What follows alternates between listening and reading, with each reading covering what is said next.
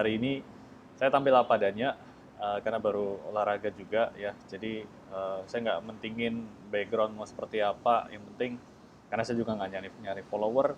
Yang penting message yang saya sampaikan mudah-mudahan ini bisa berguna untuk sahabat semua ya. Seminggu sudah kita libur, kejadian Dow Jones pada akhirnya turun gitu ya karena ada peningkatan suku bunga yang 50 basis point yang dimana mungkin market menilai bahwa the Fed sedikit menganggap remeh inflasi yang sedemikian tinggi gitu ya, yang kita sudah sempat bahas di video sebelumnya juga angka-angkanya. Kemudian hari ini juga ISG yang tadinya terlihat kuat sempat naik kalau nggak salah sekitar 70 poin. Di sini kita lihat tutupannya balik lagi turun 68, 16 ya, minus 3 poin. Kemudian juga kemarin yang saya sampaikan mengenai portofolio yang saya rancang, beli saham Bank Mandiri ya dengan awalnya memiliki cash yang sebesar 65%, terus saya beli cashnya tinggal 35%. Pada akhirnya hari ini Mandiri yang dibeli kemarin yang harga average-nya sekitar 7.975 sampai 8.000 kecil itu sudah lepas semuanya di harga 8.200. Mudah-mudahan yang tadi sempat baca Telegram ya saya juga sampaikan di situ. Saya pamit di sini Mandiri 8.200 saya jualan dulu ya. Jadi udah bersih. Di sini juga saya tulis saya keluar ya. Jadi sekarang balik posisi cash available itu balik di 65% lagi ya. 35%-nya masih saham, masih yang lama, Bukalapak, kemudian Tower. Nah, Bank Mandiri kemudian balik lagi di harga, bisa dibilang ini harga average saya ya, hari kemarin gitu ya. Kita akan melihat pergerakannya ke depan, apakah memang indeksnya ini sudah kuat gitu ya, atau belum kuat. Nah, kita akan coba lihat di sini.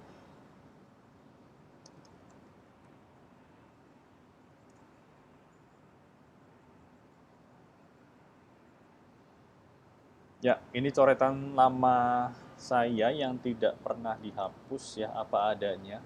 Dimana saat kapan hari kita prediksi sekitar 7.290-an sampai 73 sekian itu sudah kena ya. Lalu saya gambarkan wave-nya akan seperti apa. Kemudian market memilih untuk turun ya. Turun ini kurang lebih masuk di dalam range-nya ini ya.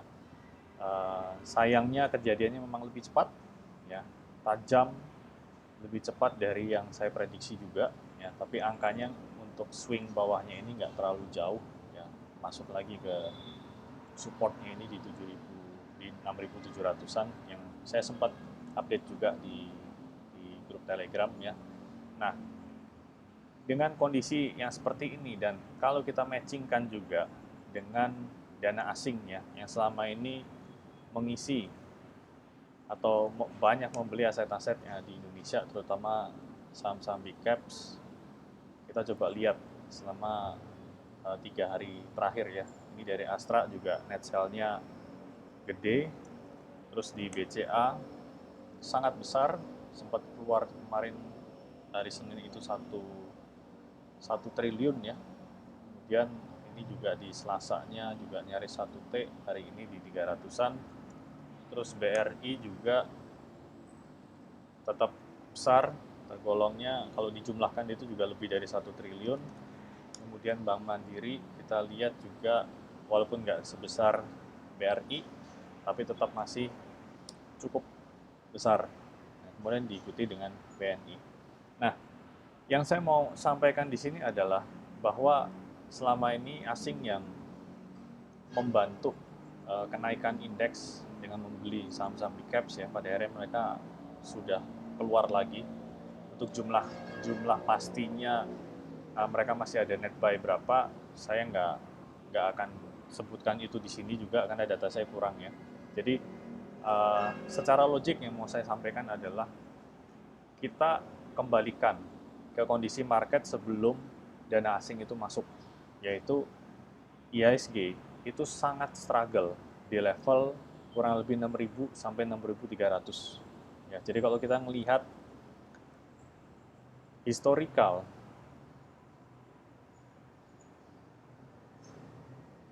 nah ini saya hapus. Nah, jadi disinilah kondisi di mana dana asing itu belum masuk ya. Oh, oke. Kalau saya munculin ini keluar lagi ya. Ya, kurang lebih di level 6.000 ya, 5.900-an gede ya, sampai ya 6.500 ya. Jadi rentangnya dari 6.000 sampai 6.500 gitu ya. Itu posisi di mana saat belum ada masif buy dari investor asing seperti yang kejadian selama 2022 ini ya. Jadi kalau dilihat ini karena ada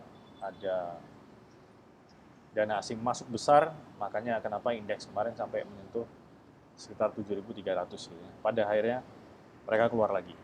Nah, sekarang kalau kita dengan melihat bahwa kondisinya seperti ini, bahwa asing sudah keluar, ya, yang jumlahnya saya nggak tahu tepatnya berapa, ya. Tapi apakah salah kalau misalkan kita berpikir bahwa sudah seharusnya composite ini akan kempes kembali, gitu ya, dalam artian turun. Kalau saya melihatnya, ya, make sense. Jadi kemanakah composite ini akan berlabuh gitu ya, setelah kemarin sempat membuat low sekitar 6.600 sekian ya, 6662 gitu ya. Kemudian hari ini dibikin naik, tapi pada akhirnya kempes lagi, nggak kuat, cuma nutup gap ini ya. Nah, yang saya lihat kondisinya indeks tetap masih akan turun lagi ya. Bisa jadi dibuat cepat langsung turun gitu ya, bisa jadi dibuat perlahan-lahan, jadi seperti ini dibikin rounding gitu, atau ini simbol, kalau saya selalu ngomong sama teman-teman di sini, simbol kayak PLN gitu ya, kayak simbol listrik. Nah, seperti ini kurang lebihnya ya. Jadi antara skenario 1 yang free fall versus yang skenario 2 di mana dia bikin ada kenaikan dulu ya. Maksimal itu hanya di mungkin sekitar 6.900 sampai 7.000 kecil, itu angka maksimalnya. Baru kemudian turun lagi. Nah, kalau sampai itu terjadi, teman-teman di sini bisa manfaatkan untuk jualan, gitu ya. Paling nggak ngurangin posisi, ngurangin saham. Jadi supaya cash-nya itu bertambah, ya, pegang cash dulu. Nah, kemanakah begitu nantinya ISG akan turun kembali? Kita akan lihat di sini. Ini coret-coretan lama saya yang nggak pernah saya hapus juga ya. Jadi kalau dengan sudah banyaknya coretan seperti ini, kita udah buat menghubungkan antara satu uh, Fibo atau satu level support dengan yang lain itu lebih enak. Jadi di sini sudah ada di level sekitar 6.200. Saya buang dulu magnetnya. Nah, angka inilah yang akan menjadi next target untuk penurunan indeks ya, ISG. Jadi kalau di situ saya tulis anggap itu sebagai support 3, maka angkanya ada di sekitar 6.206 sampai 6.263.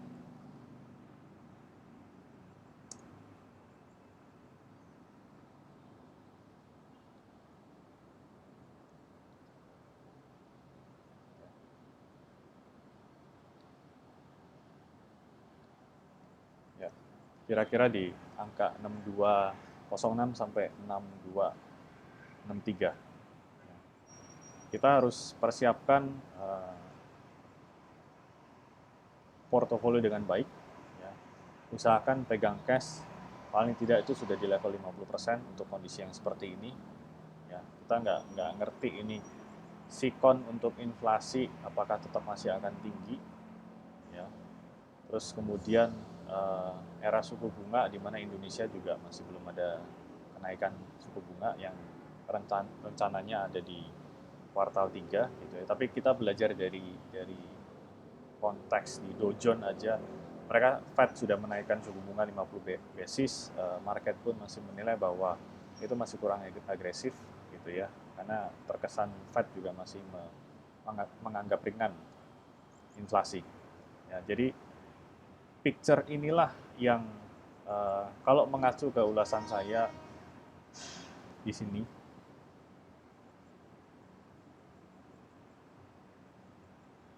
ya, di sini saya jelas tulis bahwa dalam 2 hari, 3 hari mendatang akan ada rebound temporary. Ini hanya sementara, ya. Terus target juga kalau untuk ngambil atau nyopet dari blue chip juga maksimal dalam 4-5% saja. Dan kalau di case-nya Mandiri itu cuma sekitar 3% gitu ya. Pada akhirnya harus keluar.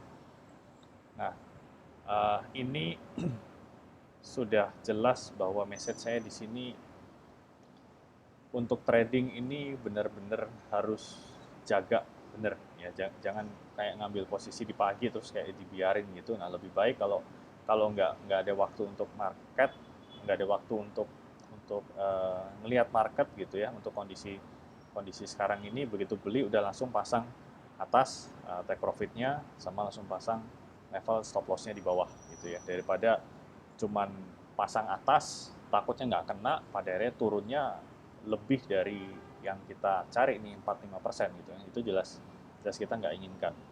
Nah, uh, aku rasa itu aja untuk untuk malam hari ini. Ya, jadi teman-teman mohon dijaga untuk komposisi portofolionya, usahakan 50%, sekali lagi itu sudah dalam bentuk cash gitu ya. Mana saya sendiri per hari ini tadi pasca jualan saya balik lagi, saya pegang cash itu sampai 65% gitu ya. Kenapa? Karena ketakutan saya yang selama ini berdasar sudah ada kejadiannya. Ya, jadi sejak dari 15 April yang lalu juga saya udah bahas gitu ya. Kenapa beberapa pertimbangan yang saya utarakan, kenapa kenapa harus jualan, kenapa harus reduce, kenapa harus menaikkan level cash. Ya, inilah yang saat itu saya takutkan dan kemudian terjadi. Itu aja. Thank you semuanya. Selamat malam.